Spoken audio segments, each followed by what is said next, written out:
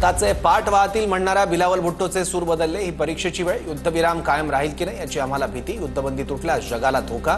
पाकचा माजी परराष्ट्र मंत्री भुट्टो घाबरला।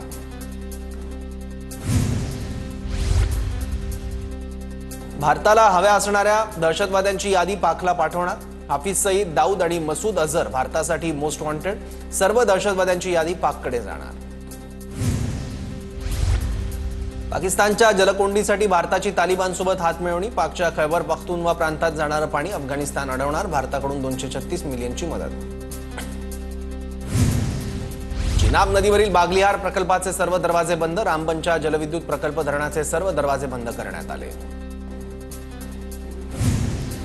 ऑपरेशन सिंदूरवर भारताची भूमिका मांडण्यासाठी खासदारांची एक टीम परदेशात पाठवण्याचा निर्णय। संसदीय कामकाज मंत्रालयाची सर्व राजकीय पक्षांशी चर्चा। खासदारांचे 8 गट 5 ते 6 वेगवेगळ्या देशात भेटी देणार। जम्मू काश्मीरमध्ये अनेक ठिकाणी एसआयकडून शोध मोहीम। सोपोर, बारामुल्ला, हंदवाडा, गंदरबल आणि श्रीनगरमध्ये शोध मोहीम। मध्य आणि उत्तर काश्मीरमध्ये एसआयची कारवाई। डोनाल्ड ट्रम्प यांनी पुन्हा टॅरिफ अस्त्र काढलं। लवकरच व्यापार भागीदार असलेल्या देशांसाठी नवीन एकतर्फी व्यापार शुल्क लागू करणार। सेलेबीला काम नको, आयबीने 2016 मध्येच दिला होता इशारा। तुर्की कंपनीला भारतीय विमानतळाचं संवेदनशील काम नको, आयबीने दिला होता इशारा। तुर्कीची सेलेबी एअरपोर्ट सर्व्हिसेसची मुंबई उच्च न्यायालयात धाव। भारतानं परवाना रद्द केल्यानंतर सेलेबी एअरपोर्ट सर्व्हिसेस कोर्टात।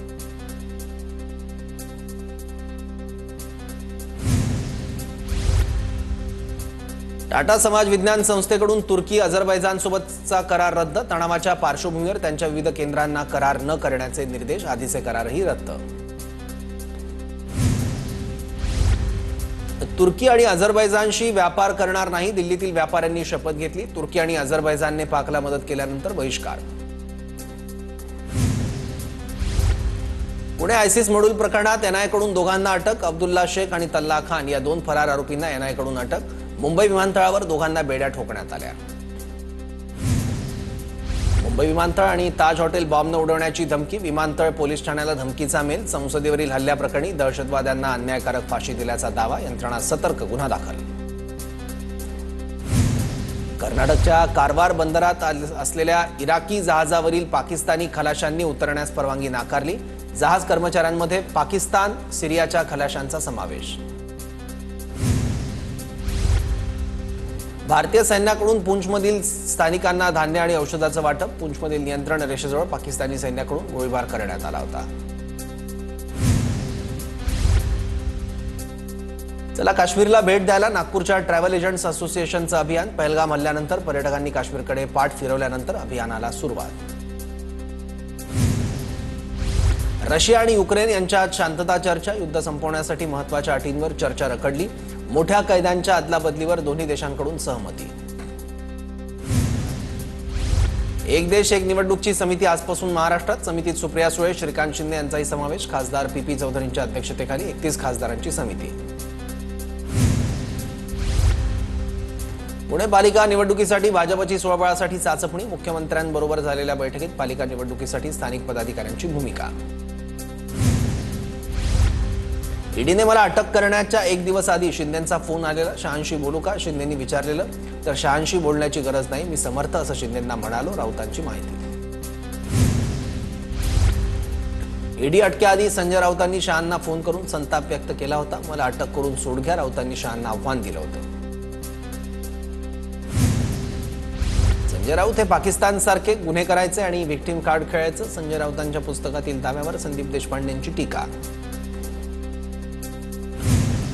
मंत्री नितेश राणे यांच्या विरोधात माझगाव कोर्टाचं वॉरंट। 2 जूनला कोर्टात हजर राहण्याचे आदेश। संजय राऊतांविरोधात बदनामीकारक वक्तव्य केल्याप्रकरणी वॉरंट। दिवसेंदिवस उजनी धरणाच्या पाणी प्रदूषणात वाढ। प्रदूषण रोखण्यासाठी तरुण पाणलोट क्षेत्रातील शेतकऱ्यांचा पुढाकार। मीरा भाईंदर शहरात जोरदार पाऊस। पावसामुळे वातावरणात गारवा। परभणीत वाढत्या तापमानामुळे पाण्याची भीषण टंचाई। माणसांसोबत प्राण्यांनाही पाणी टंचाईच्या झळा। पाण्यासाठी हरणांची भटकंती।